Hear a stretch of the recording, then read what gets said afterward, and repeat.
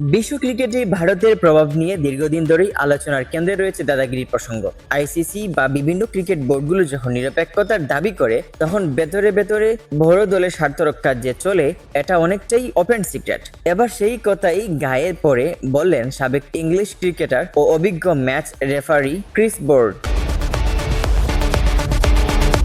সম্প্রতি এক আন্তর্জাতিক ক্রীড়া চ্যানেলকে দেওয়া সাক্ষাৎকারে ক্রিস বোর্ড জানান, একবার ভারতের এক খেলোয়াড় মাঠে আচরণবিধি লঙ্ঘন করেছিল। আমি শাস্তির প্রক্রিয়া শুরু করছিলাম, কিন্তু কিছুক্ষণের মধ্যেই এক সিনিয়র বোর্ড কর্মকর্তা আমাকে ফোন করে বললেন, দয়া করে বিষয়টা বড় করবেন না, মিডিয়া ভিন্নভাবে নেবে।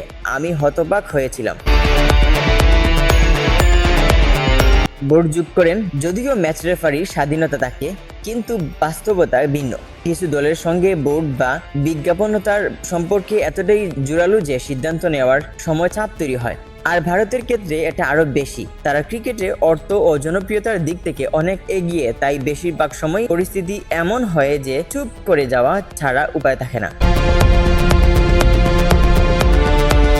এই বক্তব্যের পর থেকে সোশ্যাল মিডিয়া আর ক্রীড়া মহলে শুরু হয়েছে আলোচনা সমালোচনার ঝড়। কেউ বলেছেন বোর্ড অবশেষে সাহস করে মুখ খুলছেন, আবার অনেকে বলছেন এটা শুধু তার একার অভিজ্ঞতা নয়, এটা গ্লোবাল রিয়েলিটি। বিশেষ করে সাবেক কিছু আম্পায়ার ও ম্যাচ রেফারি অতীতে গোপনে এমন অভিজ্ঞতা শেয়ার করলেও জনসমক্ষে কেউ এত স্পষ্ট করে বলেনি। ক্রিস বোর্ডের বক্তব্যের পর ভারতীয় ক্রিকেট বোর্ড থেকে এখনও কোনো আনুষ্ঠানিক প্রক্রিয়া পাওয়া যায়নি। তবে আইসিসির নিরপেক্ষতা ও ন্যায় বিচার ব্যবস্থা নিয়ে প্রশ্ন উঠেছে নতুন করে। বিশেষজ্ঞরা বলেছেন, ক্রিকেট মাঠের খেলা হলেও এর নিয়ন্ত্রণ মাঠের বাইরে কিছু শক্তিশালী হাতের মধ্যেই সীমাবদ্ধ হয়ে যাচ্ছে। এই অবস্থা চলতে থাকলে ভবিষ্যতে ছোট দলগুলো আরও কোণঠাসা হয়ে পড়বে। Mohammad Yahya, CS news.